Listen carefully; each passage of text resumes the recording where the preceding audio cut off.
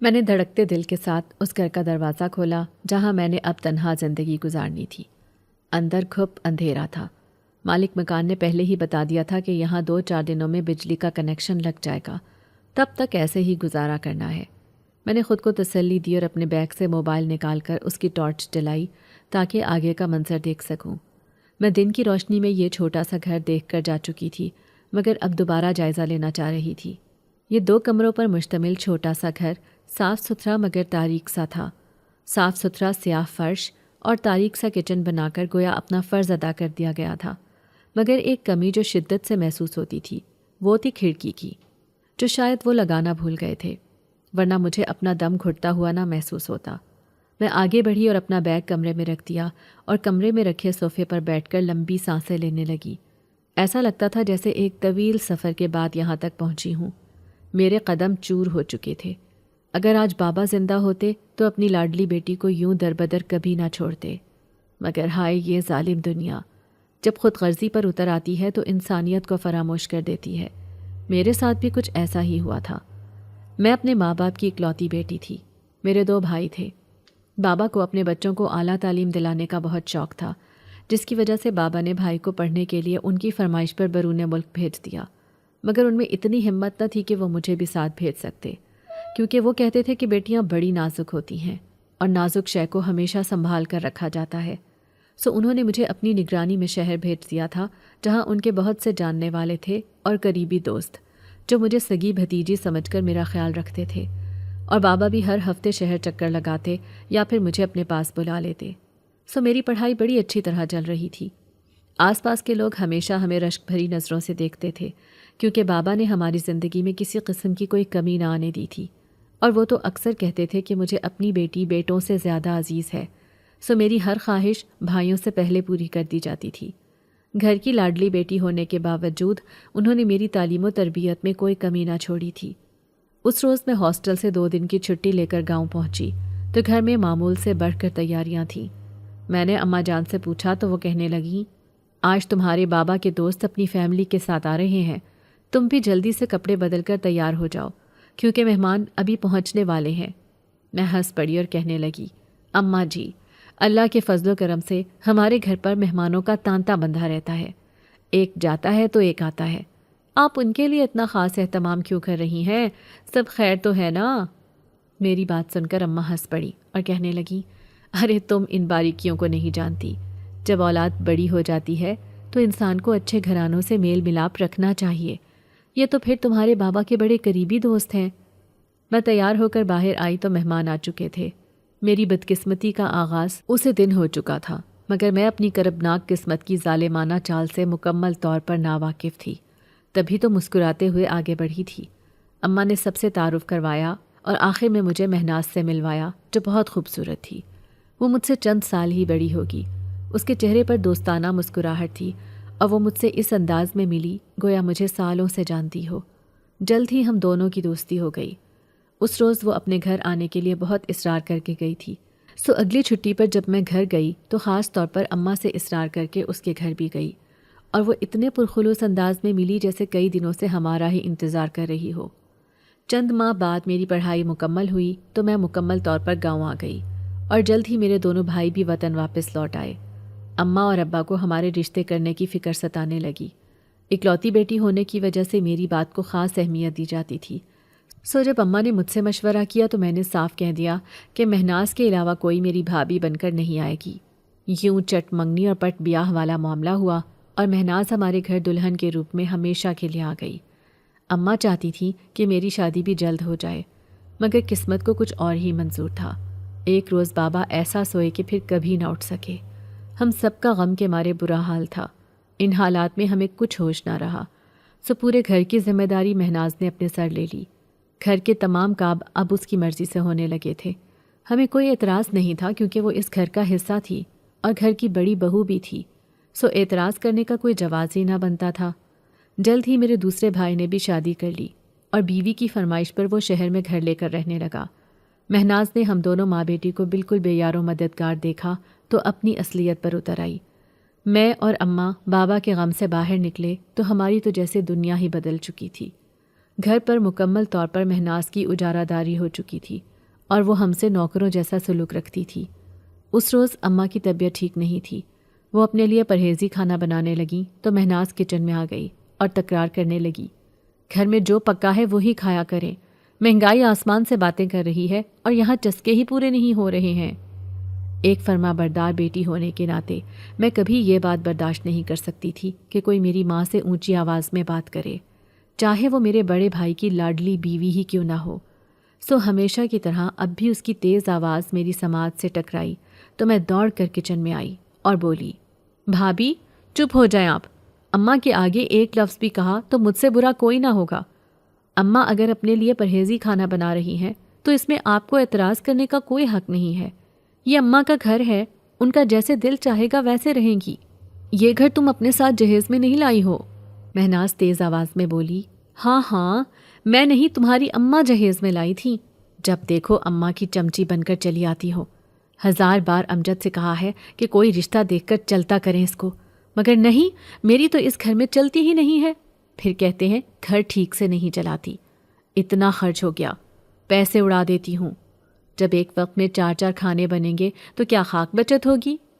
میں نے جواب دینا چاہا مگر اماں کے چہرے پر پھیلی بے بسی اور درد کے احساس نے مجھے خاموش کرا دیا۔ ہماری لڑائی سے اماں بے حد پریشان ہو جایا کرتی تھیں، تبھی تو میں ہر بار صبر کی گھونٹ بھر کر رہ جاتی تھی۔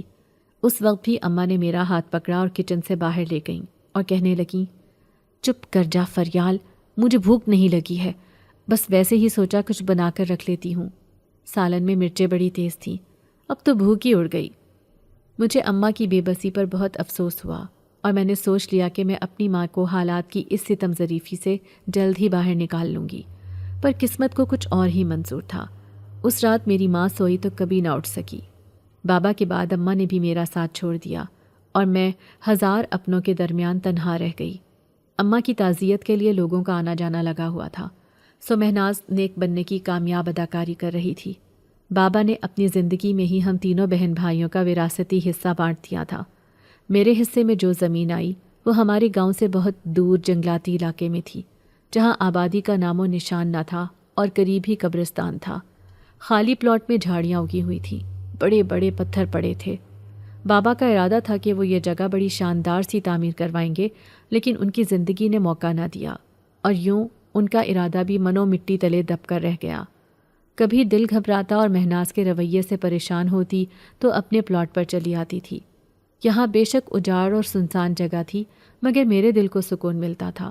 تنہائی کا احساس میرے اندر ایک اطمینان پیدا کرتا تھا۔ مگر کچھ دنوں سے میں یہ بات نوٹ کر رہی تھی کہ یہاں آنے کے بعد میرے کندھے کچھ بھاری ہو جاتے ہیں، جیسے کوئی وزنی سی چیز میرے کندھوں پر رکھ دی گئی ہو۔ پہلے مجھے لگا کہ شاید یہ میرا وہم ہو، مگر 3 بار مسلسل ایسا ہوا تو میں سمجھ گئی کہ ضرور کوئی آتشی مخلوق ہے جو مجھے ڈرانا چاہتی ہے۔ مہناز جیسی مکار عورت کے ساتھ رہنے کے بعد اب مجھے کسی چیز سے ڈر نہیں لگتا تھا۔ سو ایک روز میں اپنے پلاٹ میں گئی تو مجھے کوئی چیز جھاڑیوں میں بھاگتی ہوئی محسوس ہوئی۔ میں نے تیز آواز میں کہا، تم جو کوئی بھی ہو، مجھے تم سے ڈر نہیں لگتا۔ ہمت ہے تو سامنے آ کر مجھ سے بات کرو، یوں پیٹھ پیچھے وار کرنے سے کچھ نہیں ہوگا۔ یہ کہہ کر میں نے آس پاس دیکھا مگر وہاں مجھے کوئی دکھائی نہ دیا۔ کچھ دیر میں وہاں پر بیٹھ کر واپس گھر جانے کے لیے نکل کھڑی ہوئی۔ اپنی گلی میں پہنچی تو سانول میرے سامنے کھڑا تھا۔ اس کی شیو بڑی ہوئی تھی اور جسم پر میلا سا لباس تھا۔ مجھے اس پر بہت ترس آیا۔ بچپن میں ہم ساتھ کھیلا کرتے تھے، مگر جوانی کی دہلیز پر قدم رکھنے کے بعد میں اسے پہلی بار دیکھ رہی تھی۔ سانول بڑا شرارتی اور تیز بچہ تھا، پڑھائی میں محلے بھر کے بچوں سے زیادہ تیز تھا اور اعلیٰ تعلیم حاصل کرنے کے بعد اب بیچارہ پورا دن گلی میں کھڑا رہ کر اپنا وقت برباد کیا کرتا تھا۔ 12 سال کا تھا تو ایک روز گھریلو جھگڑے کے سبب گھر چھوڑ کر چلا گیا تھا۔ ماں باپ نے اسے تلاش کرنے کی بہت کوشش کی مگر ناکام رہے۔ سالوں بعد گاؤں کے ایک شخص نے آ کر بتایا کہ تمہارا بیٹا شہر میں موٹر میکینک ہے۔ یہ خبر سن کر ماں باپ بہت خوش ہوئے اور بیٹے کو لینے کے لیے چل دیے، مگر سانول نے ماں باپ کے ساتھ گھر جانے سے صاف انکار کر دیا اور خود شہر کا ہو کر رہ گیا۔ 2 ماہ پہلے اس کے ماں باپ ایک حادثے کا شکار ہو کر چل بسے تو سانول ماں باپ کی موت کی اطلاع ملنے کے بعد دوڑا چلا آیا، مگر وہ آنکھیں جو اس کا انتظار کیا کرتی تھیں اب ہمیشہ کے لیے بند ہو چکی تھیں۔ تبھی تو سانول دیوانوں کی طرح گھر کے باہر کھڑا رہتا تھا۔ ماں باپ کی موت کا ایسا صدمہ لیا تھا کہ کسی سے نہ تو بات کرتا تھا اور نہ ہی کسی کی بات کا جواب دیا کرتا تھا۔ اس وقت مجھے اس پر بڑا ترس آیا اور میں چپ چاپ گھر کے اندر چلی آئی۔ مہناز کچن سے باہر نکلی، مجھ پر نظر پڑی تو طنزیہ انداز میں بولی، گھر آنے کی فرصت مل گئی؟ میں نے تڑخ کر کہا، میرے باپ کا گھر ہے، یہاں آنے کے لیے کسی کی اجازت کی ضرورت تھوڑی ہے۔ میری بات سن کر وہ میرا مذاق اڑانے والے انداز میں ہنسی اور بولی، دیکھتے ہیں کب تک باپ کے گھر راج کرے گی۔ جیسے ہی وہ پلٹی اس کا پاؤں مڑا اور دھڑام سے زمین پر گر پڑی۔ ابھی چند لمحے پہلے میرا مذاق اڑا رہی تھی اور اب درد سے دوہری ہوئی جا رہی تھی۔ ہائے ری کمبخت، میرے منہ لگ کر مجھے گرا دیا۔ میں حیران پریشان کھڑی رہ گئی۔ سچ تو یہ تھا کہ مجھے بھی اس کے اچانک گرنے پر حیرت ہوئی تھی، مگر خاموش رہنا ہی مناسب سمجھا۔ وہ مجھے کوسنے دینے لگی مگر میں نے نظر انداز کیا اور اپنے کمرے میں آ گئی۔ میرے ساتھ اب ایسا ہی ہونے لگا تھا۔ جیسے ہی مہناز میرے ساتھ لڑائی کرنے کی کوشش کرتی، اس کے ساتھ اسی وقت اچانک کوئی حادثہ پیش آ جاتا۔ اب تو وہ خود بھی باتیں بنانے لگی تھی۔ اس وقت میں سونے کے لیے بستر پر لیٹی تو بھائی نے مجھے اپنے کمرے میں بلایا اور بولے، فریال، تمہیں اس گھر میں رکھنے کا یہ مطلب نہیں ہے کہ ہم نے تمہیں اختیار دے دیا ہے کہ جیسے چاہے ہمارا سکون برباد کرو۔ میں نے کہا، بھائی سب خیر تو ہے نا؟ میں بھلا ایسا کیوں سوچوں گی؟ مجھے کیا حاصل ہوگا؟ تب بھائی کہنے لگے، تم نے خالی پلاٹ میں جا کر مہناز کے خلاف کیا بیج بویا ہے؟ وہ جب بھی تجھے سچ حق کی کوئی بات کہہ دے تو اس کے ساتھ کوئی ایسا واقعہ پیش آ جاتا ہے کہ بیچاری زخمی ہو کر رہ جاتی ہے۔ بتا کیا چکر چلایا ہے؟ اگر جادو کا اثر الٹا ہوگا تو یاد رکھنا کہ تو بھی نہ بچے گی۔ آج تک مہناز کا برا رویہ میں ہنس کر سہ رہی تھی، مگر اپنے سگے بھائی کو بدگمان دیکھ کر میرے لیے برداشت کرنا مشکل ہو گیا تھا۔ میں پھٹ پڑی اور بھائی کو کھری کھری سنا دی، جس کے بعد بھائی کا رویہ مزید برا ہو گیا اور اس نے مجھے صاف کہہ دیا کہ اگر یہاں رہنا ہے تو چپ چاپ رہو، ورنہ جا کر اپنے خالی پلاٹ میں بسیرا کرو۔ کبھی کبھار دل چاہتا کہ کہیں دور چلی جاؤں۔ اس روز دروازے پر دستک ہوئی۔ میں نے دروازہ کھولا تو سامنے سانول کھڑا تھا۔ وہ بہت کمزور سا دکھائی دے رہا تھا۔ مجھے دیکھ کر کہنے لگا، فری، دوا ملے گی؟ میں نے کہا، کون سی دوا؟ کہنے لگا، بخار ہے، ٹھنڈ لگتی ہے، ٹھیک ہو جاؤں گا تو شہر واپس چلا جاؤں گا، وہاں کوارٹر میں رہوں گا جا کر۔ اس کے کہنے پر مجھے اس پر ترس آ گیا اور میں اسے رکنے کا کہہ کر دوا لینے کے لیے کمرے میں آ گئی۔ واپس آ کر میں نے جیسے ہی اسے دوا پکڑائی، نہ جانے کیسے مہناز نے دیکھ لیا، جو میرے خیال سے اپنے کمرے میں سو رہی تھی۔ رات کو بھائی کے سامنے ایسا واویلا مچایا کہ شیطان بھی پناہ مانگے۔ اس سے پہلے کہ بھائی کوئی فیصلہ کرتے، مہناز کو بہت برا کرنٹ لگا۔ ماحول کا رخ ہی بدل گیا۔ اب اس نے نئی ضد پکڑ لی اور بولی، اس گھر میں یہ رہے گی یا پھر میں۔ بھائی چاہے جیسے بھی تھے مگر مجھے گھر سے نہیں نکالنا چاہتے تھے، مگر مجھ سے اتنی بھی محبت نہیں تھی کہ میری خاطر اپنا گھر خراب کرتے۔ سو میرے سر پر ہاتھ رکھ کر کہا، فریال، تمہاری بھابھی ٹھیک کہتی ہے، تمہیں اب اس گھر میں نہیں رہنا چاہیے۔ ویسے بھی بابا نے تمہیں تمہاری زمین دے رکھی ہے، اب تمہارا یہاں رہنے کا بھلا کیا جواز؟ تم جا کر اپنی زمین پر رہو اور میں جلد ہی پیسے جمع کر کے تمہیں وہاں چھت ڈال دوں گا، تب تک تمہیں وہیں گزارا کرنا ہوگا۔ یہ بات سن کر مجھے بہت دکھ ہوا۔ میں نے آنسو بھری نظروں سے بھائی کے چہرے پر دیکھا جہاں کوئی شرمندگی نہیں تھی۔ میں نے دبے قدموں وہاں سے جانے میں ہی عافیت جانی۔ اسی وقت گھر سے نکل کھڑی ہوئی۔ بھائی نے کہا، صبح چلی جانا، ایسی بھی کیا جلدی ہے؟ میں بغیر جواب دیے وہاں سے چل دی۔ رات کے 4 بجے تھے۔ میں نے پلاٹ کا تالا کھولا اور اندر داخل ہوئی۔ اب یہ پتھر اور جھاڑیاں ہی میرے ساتھی تھے۔ میں اپنا بیگ لیے آگے بڑھی اور ایک کونے میں بیٹھ گئی۔ میرا دل دھک دھک کرنے لگا کیونکہ سامنے جھاڑی کے درمیان ایک دیا سا روشن تھا، جیسے کسی نے ابھی جلا کر وہاں رکھ دیا ہو۔ مجھے خوف محسوس ہونے لگا۔ خوف کے مارے ایک سرد لہر میری ریڑھ کی ہڈی میں سرایت کر گئی۔ میں نے آیت الکرسی کا ورد شروع کر دیا۔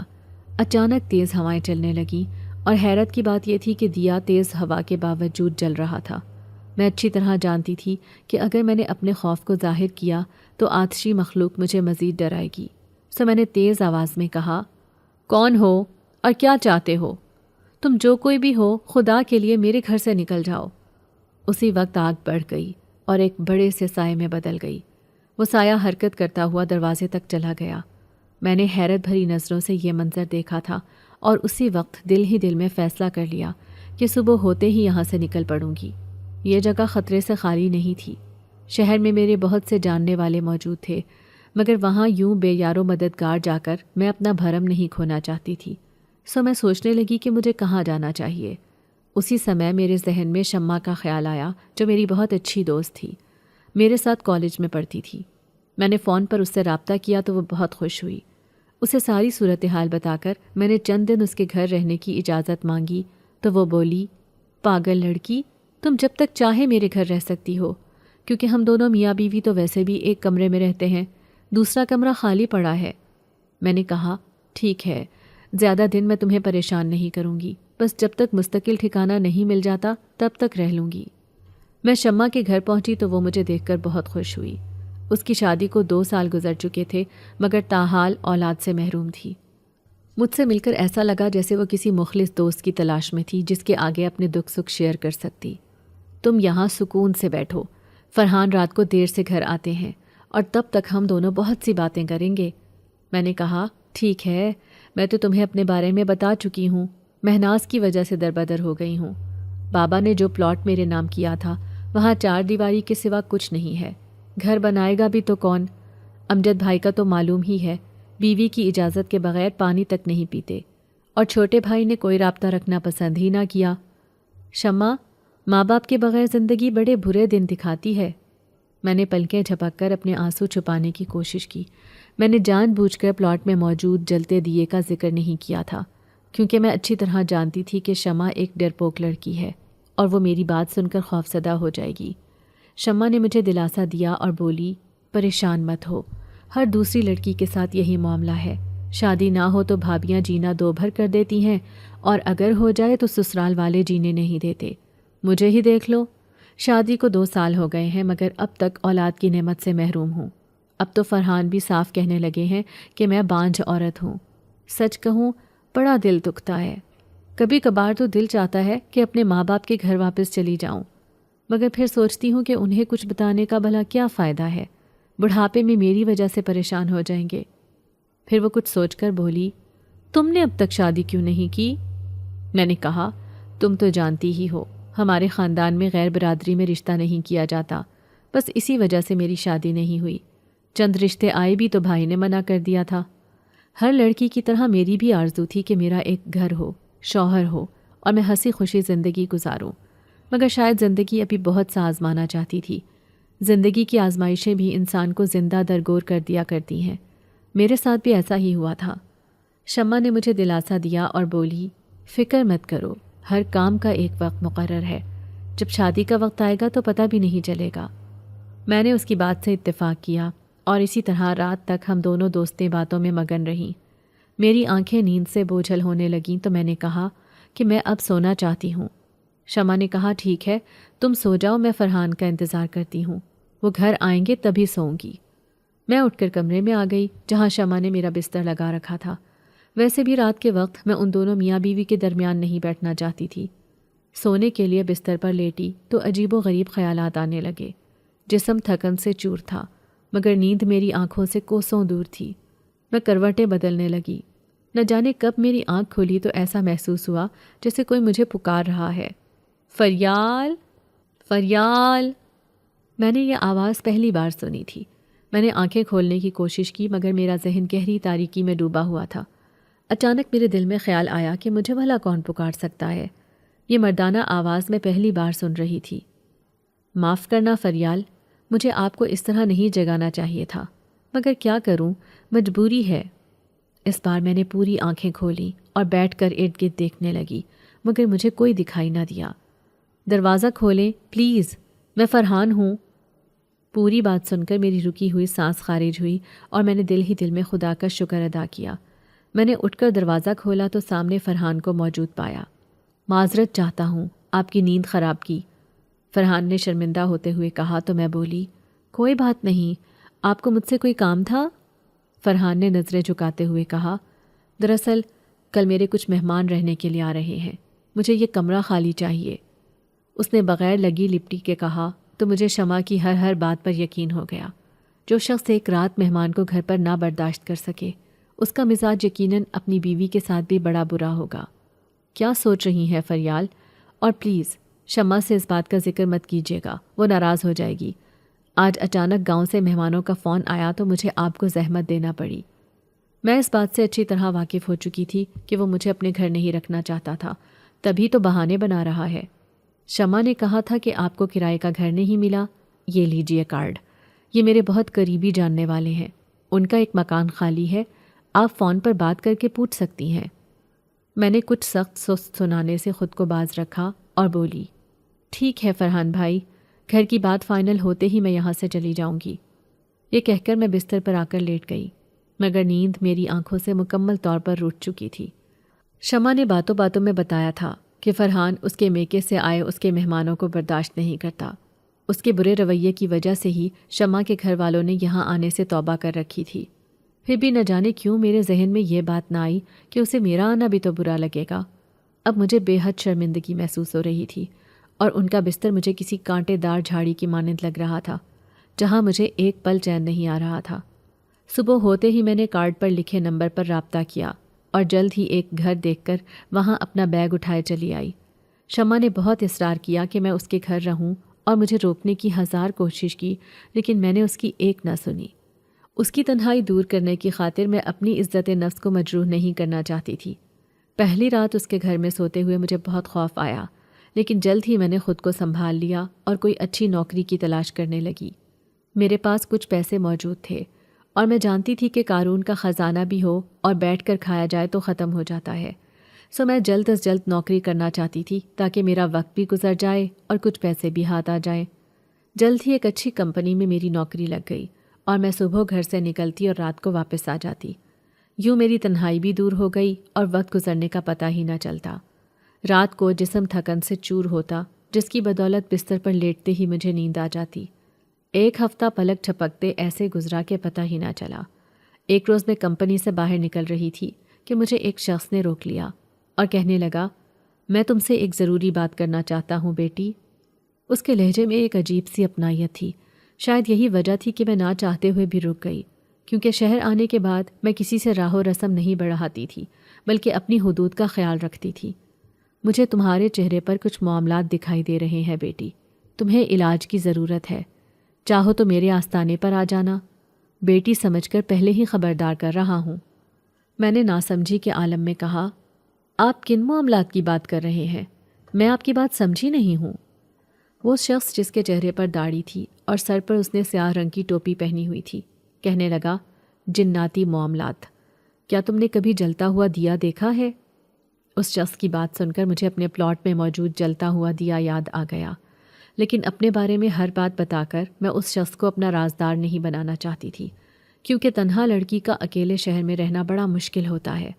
ویسے بھی اب میرے پاس اتنا وقت نہیں تھا کہ میں ان معاملات میں پڑتی، سو میں نے کہا، نہیں، اور اگر دیکھا بھی ہوتا تو آپ سے بھلا کیوں ذکر کرتی؟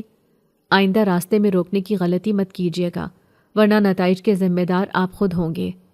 میں نے سخت لہجے میں کہا اور وہاں رکی نہیں۔ اماں کہا کرتی تھیں کہ جب مرد نے عورت کو قابو کرنا ہو اور اس کے ارد گرد ایک مضبوط حصار دیکھ رہا ہو جسے پار کرنے کی ہمت نہ کر سکے، تو وہ بیٹی، بہن یا ماں کہہ کر اپنا جال بچھاتا ہے۔ میں بہت خوش تھی کہ میں کسی جھانسے میں آنے سے بچ گئی تھی۔ آج میں خاصا تھک چکی تھی، سو میں نے راستے سے ہی کھانا لیا اور گھر پہنچ کر کھانا کھاتے ہی سونے کے لیے لیٹ گئی، لیکن جسم تھا کہ جیسے ٹوٹ رہا تھا۔ لاکھ کروٹیں بدلنے کے بعد بھی سو نہ سکی اور مجھے اپنا دم گھٹتا ہوا محسوس ہوا، تو سوچا کہ دروازہ کھول کر باہر بیٹھ جاتی ہوں۔ اس گلی میں 4 ہی گھر موجود تھے، اور حیرت کی بات یہ تھی کہ اب تک کسی سے بھی میری الیک سلیک نہ ہوئی تھی، اور نہ ہی میں کسی سے تعلق رکھنا چاہتی تھی۔ ویسے بھی لوگوں کی حیرت بھری نظریں مجھے الجھن میں ڈال دیا کرتی تھیں، جن کی آنکھوں میں یہ سوال گردش کرتا تھا کہ ایک اکیلی لڑکی اکیلے بھلا کیسے رہ لیتی ہے۔ دروازہ کھول کر باہر چھوٹے سے چبوترے پر بیٹھی تو مجھے سامنے سے 2 شخص جاتے ہوئے دکھائی دیے۔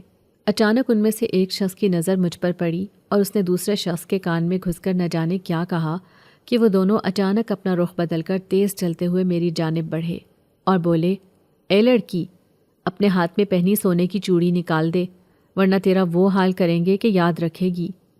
اپنے سامنے لمبے چوڑے آدمیوں کو یوں کھڑا دیکھ کر میرے قدموں تلے زمین سرک گئی۔ میں نے ایک نظر اپنی کلائی میں موجود اماں کی سونے کی چوڑیوں کو دیکھا، جو میرے پاس اماں کی آخری نشانی تھی۔ میں تمہیں بہت سا پیسہ جمع کر کے دینے کے لیے تیار ہوں، لیکن خدا کے لیے میری مری ہوئی ماں کی اس نشانی کو چھوڑ دو۔ میں منت کرتے ہوئے کہنے لگی تو وہ دونوں ہنسنے لگے۔ دوسرا شخص بولا، اے لڑکی، ہمیں پاگل سمجھ رکھا ہے کیا؟ ابھی اگر ہم چلے جائیں بھی تو ہمیں دوبارہ دکھائی نہ دے گی۔ ابھی تو ہمارے لیے پیسہ جمع کرنے کی بات کرتی ہے؟ واہ رے واہ! وہ اپنے بڑے بڑے پیلے دانت دکھا کر ہنسنے لگے اور میرے ہاتھ پاؤں تھر تھر کانپ رہے تھے۔ میں نے دل ہی دل میں آیت الکرسی پڑھنا شروع کر دی۔ اچانک ایسا لگا جیسے کسی نے ان دونوں کو اٹھا کر پیچھے پھینک دیا ہو، مگر ان سے لڑنے والا مجھے کہیں دکھائی نہیں دے رہا تھا، اور وہ دونوں زمین پر بیٹھے اپنا سر تھامے اس انداز سے بیٹھے تھے جیسے انہیں بری طرح مارا جا رہا ہو۔ معاف کر دے، اے لڑکی، ہمیں معاف کر دے۔ ہمیں اگر معلوم ہوتا کہ تجھ پر جنات ہے تو کبھی تجھ سے پنگا نہ کرتے۔ خدا کے لیے ہمیں معاف کر دے۔ انہیں یوں بھیگی بلی کی طرح روتے اور تڑپتے دیکھ کر مجھے بڑا سکون محسوس ہوا، اور میں نے کہا، اتنی جلدی تم لوگوں کی جان نہیں چھوڑوں گی۔ اچھا ہے ابھی تم لوگ ایسے ہی پٹتے رہو۔ انہیں مار پڑتی رہی اور میں مزہ لیتی رہی۔ کچھ دیر بعد میں نے کہا، جاؤ، دفع ہو جاؤ یہاں سے، میں نے تمہیں معاف کیا۔ میرا اتنا کہنا تھا کہ وہ دونوں دم دبا کر بھاگ نکلے، اور میں سوچنے لگی کہ کیا واقعی مجھ پر جنات کا سایہ ہے؟ میں اچھی طرح جانتی تھی کہ جو بھی ہوتا ہے خدا کے حکم سے ہوتا ہے۔ اگر میں چوروں سے بچ گئی تھی تو یہ سب خدا کی طرف سے تھا، جس نے مجھے ڈاکوؤں سے محفوظ رکھا تھا، اور میری ماں کی آخری نشانی اب بھی میری کلائی میں موجود تھی، جسے میں نے اپنے لبوں سے لگا کر چوما، اور میں خود کلامی کرتے ہوئے کہنے لگی، یا اللہ، میں انسانوں سے تھک گئی ہوں، میری شادی کسی نیک جن زادے سے کر دے۔ میں نے روتے ہوئے دعا کی۔ پیچھے کہیں جن زادہ بیٹھا تھا، اور میں اس بات سے مکمل طور پر ناواقف تھی، لیکن جیسے ہی میں نے پلٹ کر دروازے سے اندر دیکھا تو وہ سامنے بیٹھا مسکرا رہا تھا۔ اندھیرے میں اس کی مسکراتی آنکھیں دیکھ کر میں تو حیران رہ گئی تھی۔ میں تو جیسے سانس لینا ہی بھول گئی۔ تم کون ہو تم؟ میں نے سوال کیا تو وہ کہنے لگا، ایسے ہی مجھ سے ڈرتی رہو گی تو میں تمہیں اپنے بارے میں بالکل نہیں بتاؤں گا۔ اس کی بھاری روبدار آواز سن کر میرے لیے تو کچھ کہنا محال ہو گیا تھا۔ ڈر گئی ہو؟ وہ مسکراتے لہجے میں کہہ رہا تھا، لیکن اس کی بھاری آواز میرے اوسان خطا کر دینے کے لیے کافی تھی۔ مجھ سے ڈر گئی ہو نا تم؟ میں نے سن رکھا تھا کہ جنات صرف اندھیرے میں ہی ظاہر ہوتے ہیں، سو میں نے جلدی سے بورڈ کی طرف ہاتھ مارا اور پورا صحن روشن ہو گیا، مگر حیرت کی انتہا نہ رہی کہ وہ تو اب بھی پوری ڈھٹائی سے وہاں بیٹھا تھا، اور اس سے زیادہ حیرتناک بات یہ تھی کہ وہ کوئی اور نہیں بلکہ سانول تھا، میرا پڑوسی، جس کے ساتھ میں بچپن میں کھیلا کرتی تھی۔ تم میرے گھر کیسے آئے؟ اسے دیکھ کر میرا ڈر ختم ہو گیا، کیونکہ اسے تو میں پہلے سے جانتی تھی، اور اس بات سے میں اچھی طرح واقف تھی کہ وہ انسان تھا۔ مجھے ایسا لگا جیسے میں نے سالوں بعد کسی اپنے کو دیکھ لیا ہے۔ میں اس کے قریب آئی اور بولی، دیکھو نا، یہاں پرائے شہر آ کر میں کتنا تھک گئی ہوں۔ یہاں نہ تو کوئی میرا اپنا ہے، نہ ہی کوئی مجھے پہچانتا ہے۔ میں تو اپنے پرائے میں پہچان بھی نہیں کر سکتی۔ تم تو جانتے ہو کہ بچپن سے ہی مجھے میرے ماں باپ نے کتنے لاڈ پیار سے پالا تھا، لیکن بعد میں قسمت کی ستم ظریفی نے مجھے اپنے گاؤں سے اتنی دور لا کھڑا کیا۔ میں نے غور ہی نہیں کیا کہ اس نے میرے سوال کا جواب نہیں دیا تھا، اور مجھے بعد میں بھی خیال نہ آیا کہ میں اس سے یہ سوال کر سکوں کہ وہ میرے گھر کیسے آ گیا اور اسے میرا گھر کیسے معلوم ہوا۔ لیکن نہ جانے کیا بات تھی، یہ سوالات میرے ذہن میں تو گھومتے رہے لیکن زبان پر نہ آ سکے۔ وہ اٹھ کر میرے قریب آیا اور میرے کندھے پر ہاتھ رکھ کر بولا، میں آ گیا ہوں نا، مجھے اپنا ہی سمجھو، دل میں جو بھی بات ہو سب کہہ دینا۔ اپنے بچپن کے دوست کا اپنائیت بھرا لہجہ محسوس کر کے میں تو بچوں کی طرح پھوٹ پھوٹ کر رو پڑی تھی، اور میں نے دل میں آئی ہر بات اسے کہہ سنائی۔ پہلے بابا کی جدائی، پھر اماں کا دنیا سے چلے جانا، اور مہناز کا نوکروں جیسا سلوک، سب اس کے سامنے بیان کر دیا۔ ہم رات گئے تک باتیں کرتے رہے۔ نہ جانے کیوں اس کی آنکھوں کی چمک مجھ پر ایک جادو سا کر رہی تھی۔ آج سے پہلے میں نے اس کی آنکھیں اتنی روشن اور چمکیلی نہیں دیکھی تھی۔ میں نے اس سے کہا، سانول، تمہاری آنکھیں بہت خوبصورت ہیں۔ آج سے پہلے میں نے اتنی خوبصورت آنکھیں نہیں دیکھی، اور تمہاری آنکھیں تو پہلے اتنی روشن نہیں ہوا کرتی تھیں۔ وہ مجھے دیکھ کر مسکرانے لگا اور بولا، پہلے کبھی تم نے میری آنکھوں میں جھانک کر نہیں دیکھا تھا نا، تبھی تو تمہیں میری آنکھوں میں چمک دکھائی نہیں دی۔ یہ تمہاری محبت کی چمک ہے جو ابھی بیدار ہوئی، ورنہ پہلے تو میری آنکھوں میں صرف سناٹا ہوا کرتا تھا۔ تم تو جانتی ہو کہ یہ کہہ کر وہ خاموش ہو گیا۔ میں نے اس کی بات مکمل کر دی۔ ہاں، میں سب جانتی ہوں کس طرح تمہارا بچپن تکلیفوں میں گزرا ہے اور تم ساری عمر گھر سے دور رہے ہو۔ میں اب اپنے گھر سے دور ہوئی ہوں تو تمہاری تکلیف کا اندازہ بخوبی کر سکتی ہوں۔ میں اپنی زندگی سے تھک گئی ہوں، اب سکون چاہتی ہوں، مگر کیسے؟ سانول میرے کندھے پر ہاتھ رکھ کر بولا، میں ہوں نا، تمہاری زندگی میں آیا ہوں تو تمہاری زندگی کو خوشیوں سے بھر دوں گا، یہ میرا تم سے وعدہ ہے۔ مجھے اپنی سماعت پر یقین نہیں آ رہا تھا کہ وہ مجھ سے اظہار محبت کر رہا تھا۔ میں جانتا ہوں کہ مجھے گاؤں کے لوگ اچھا نہیں سمجھتے، لیکن کسی کی باتوں کا اعتبار مت کرنا فریال۔ میرا ہاتھ تھام لو فریال، میرا تم سے وعدہ ہے کہ کبھی تمہیں مایوس نہیں ہونے دوں گا۔ اس نے اپنا بھاری ہاتھ میرے سامنے پھیلایا تو میں نے اپنا نازک سا ہاتھ اس کی چوڑی ہتھیلی پر رکھ کر گویا اس کے پیار پر اپنے اقرار کی مہر ثبت کر دی۔ اس کے ہاتھ کا لمس بڑا عجیب سا تھا، ایسا لگتا تھا جسے کسی لال انگارے کو چھو لیا ہو۔ تمہارے ہاتھ بہت تپ رہے ہیں۔ میں نے اپنا ہاتھ پیچھے ہٹایا اور سوالیہ نظروں سے اس کی طرف دیکھ کر پوچھا، تمہیں بخار ہو رہا ہے کیا؟ وہ اٹھتے ہوئے کہنے لگا، ہاں، بس ذرا طبیعت خراب ہے۔ یہ کہہ کر وہ چپ چاپ چلا گیا اور میں سوچ میں پڑ گئی کہ اب تک تو جیسی کیسی زندگی گزر ہی رہی تھی، ایسا نہ ہو کہ سانول کا ہاتھ تھامنے کے بعد میں مزید کسی نقصان میں پڑ جاؤں۔ لیکن 2 دن بعد وہ پھر میرے پاس آیا اور مجھے راضی کر لیا۔ پھر ہم نے نکاح کی تیاری شروع کر دی۔ چند دن بعد ہم دونوں کا نکاح ہو چکا تھا اور اب میں اپنے شوہر کے ساتھ ایک اچھی زندگی گزار رہی تھی۔ وہ مجھے اپنے ساتھ اپنے گھر لے آیا تھا جو اس نے شہر میں ہی کرائے پر لے رکھا تھا۔ یہ گھر شہر کی تاریک گلیوں میں تھا جہاں بجلی کا نام و نشان بھی نہیں تھا۔ رات کے وقت یہ علاقہ اندھیرے میں ڈوبا رہتا تھا۔ اکثر رات کے وقت سانول یہ کہہ کر گھر سے چلا جاتا کہ میں نے ضروری کام سے کہیں جانا ہے اور میں جلدی واپس آ جاؤں گا۔ میں اس کا انتظار کرتے ہوئے گہری نیند میں ڈوب جاتی اور وہ نہ جانے کب آتا۔ اکثر صبح اٹھ کر میں اس سے سوال کرتی تو وہ مختلف بہانے بنا کر مجھے مطمئن کر دیتا، لیکن ایک دن میری برداشت جواب دے گئی، کیونکہ اس رات مجھے بڑا تیز بخار تھا اور سانول یہ کہہ کر گھر سے نکل گیا کہ میں جلد ہی لوٹ آؤں گا۔ میں نے کہا، ویسے تو تم میری محبت کے دعوے دار بنتے ہو، لیکن ہر روز مجھے تنہا چھوڑ کر نہ جانے کہاں چلے جاتے ہو۔ میں آج تمہیں ہرگز کہیں نہیں جانے دوں گی۔ آخر میں تمہاری بیوی ہوں اور تم پر پورا حق رکھتی ہوں، بس یہیں میرے پاس بیٹھے رہو۔ میں نے اس کا ہاتھ تھام کر اسے اپنی جانب کھینچا تو وہ بڑے پیار سے مجھے اپنے بازوؤں کے حصار میں لیتے ہوئے بولا، ضد مت کرو میری جان، اتنے پیار سے روکو گی تو کبھی نہیں جا سکوں گا۔ میرا جانا ضروری ہوتا ہے، سمجھا کرو نا، اگر نہ گیا تو نقصان ہو جائے گا۔ وہ میرے لاکھ منع کرنے کے باوجود چلا گیا، لیکن جاتے ہوئے کمرے میں ایک دیا جلانا نہیں بھولا تھا۔ اس دیے کو دیکھ کر مجھے ایک پرانا دیا یاد آ گیا جو میں نے اپنے خالی پلاٹ میں دیکھا تھا۔ مجھے ایک عجیب سا احساس ہوا اور میں نے سوچا کہ اسے بجھا کر دیکھتی ہوں، شاید یہ دیا بھی ویسا ہی ہو۔ یہ سوچ کر میں نے دیے کو ہاتھ سے بجھانا چاہا، لیکن وہ تو جلتا رہا تھا۔ ایسا لگتا تھا جیسے اسے بجھنے کے لیے کسی کی اجازت درکار ہو۔ اسی طرح اکثر باتیں ایسی ہوتی تھیں جن پر یقین کرنا میرے لیے مشکل ہو جاتا تھا اور میرے ذہن میں کئی سوالیہ نشان بن کر رہ جاتے تھے۔ میرے دل میں کئی سوال جنم لیتے تھے، لیکن ان دنوں ایسا لگتا تھا جیسے میں اپنی سوچنے سمجھنے کی صلاحیت کو کھو بیٹھی ہوں۔ تبھی تو لاکھ چاہنے کے باوجود میں سانول سے کوئی سوال نہیں کر پاتی تھی، اور جب وہ میرے سامنے آتا تو ہر سوال اپنی موت آپ مر جاتا۔ مجھے یاد رہتا تو صرف یہ کہ میرے سامنے میرا محبوب موجود ہے اور میں اس کی محبت میں کھو جاتی۔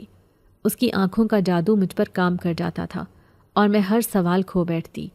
سانول سے شادی کرنے کے بعد میں نے اپنی نوکری چھوڑ دی تھی، لیکن سانول ہر ہفتے مجھے ایک بھاری رقم دیتا، جس سے میں نے اتنے پیسے جمع کر لیے تھے کہ اب اپنے پلاٹ کو خوبصورت انداز میں تعمیر کروانا چاہتی تھی۔ میں نے اس بارے میں سانول سے بات کی تو وہ سوچ میں پڑ گئے اور مجھے کہنے لگے، کیا تمہارا میرے گھر میں دل نہیں لگتا؟ میں نے ہنستے ہوئے کہا، اگر میرا تمہارے گھر میں دل نہ لگتا تو اس اندھیری کوٹری میں نہ رہ رہی ہوتی، بلکہ کسی آوارہ چڑیا کی طرح لمبی اڑان بھر چکی ہوتی۔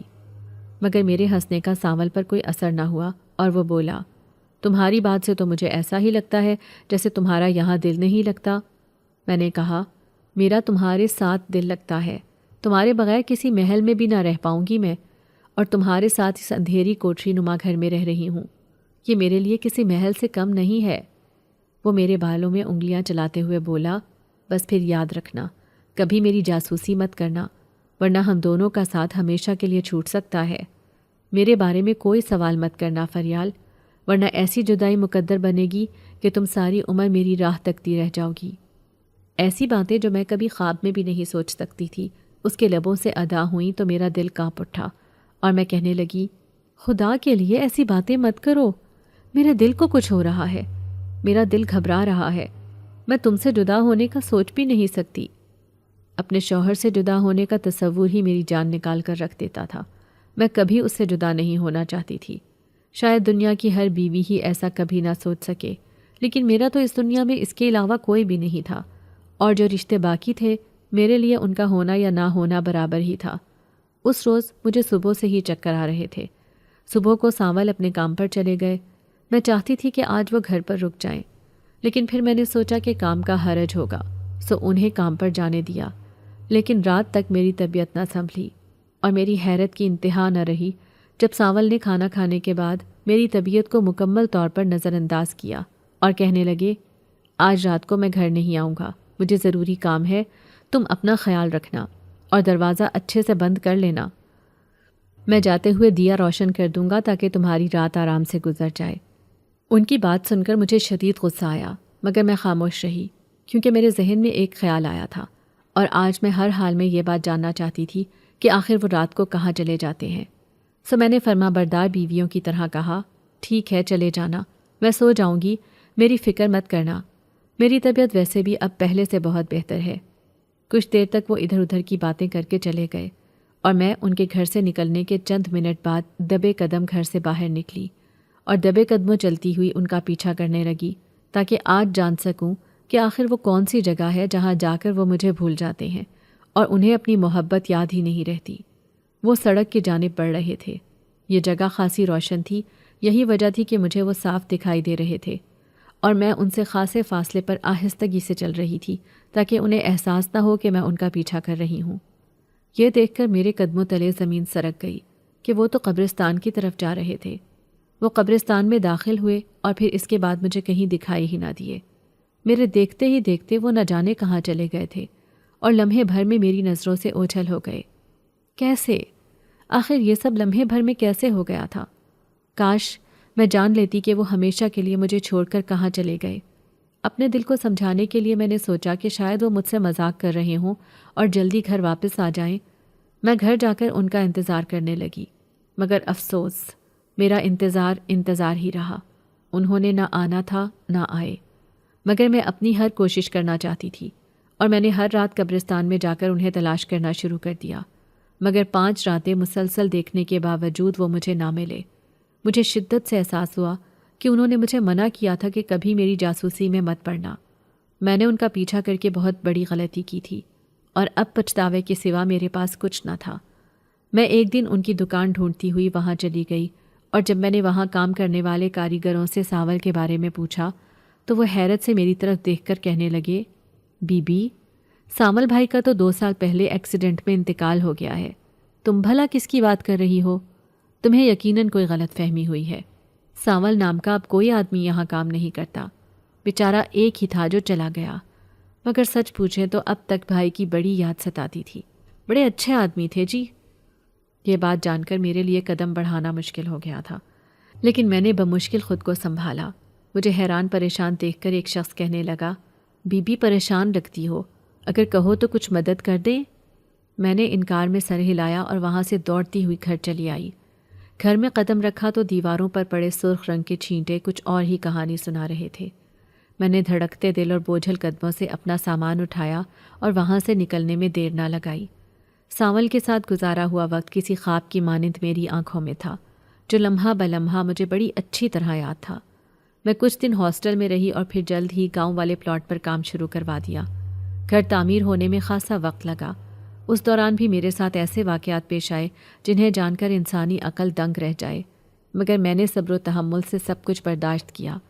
گھر بننے کے بعد میں ہمیشہ کے لیے گاؤں واپس آ گئی۔ مہناز کو معلوم ہوا تو وہ معافی مانگنے کے لیے پہنچ گئی، کیونکہ اب بھائی کو کینسر ہو چکا تھا اور مہناز بڑی مشکل سے محنت مشقت کر کے گزارا کر رہی تھی۔ میں نے اسے معاف کر دیا اور جتنی مدد ممکن تھی کر دی۔ وہ شکر گزار سی واپس چلی گئی۔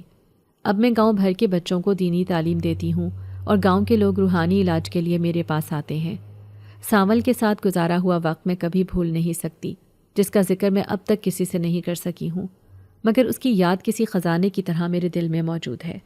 میں اس بات سے اچھی طرح واقف ہوں کہ وہ سانول کے روپ میں ایک جنزادہ تھا جو میرا شوہر بنا اور پھر نہ جانے کہاں کھو گیا، جس کی جدائی پر میں اب تک صبر نہیں کر سکی ہوں، مگر سب کچھ قسمت کا لکھا سمجھ کر قبول کر چکی ہوں۔